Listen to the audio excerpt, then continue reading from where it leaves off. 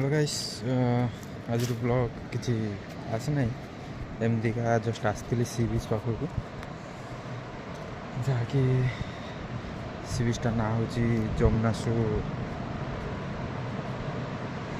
देखते किसी व्यू एमती का नजारा अच्छे देखते एंजॉय करूँ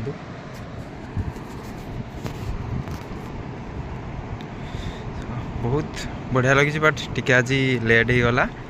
घर बाहरी थी बट आस किसी प्लान नाला एवं आसली खरा टी एमती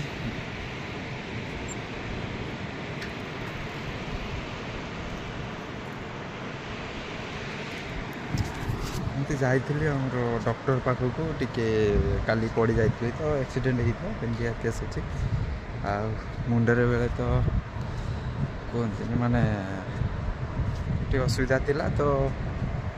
मुंडरे बेले बाउंस पड़ी मुंड टे फाटी जाता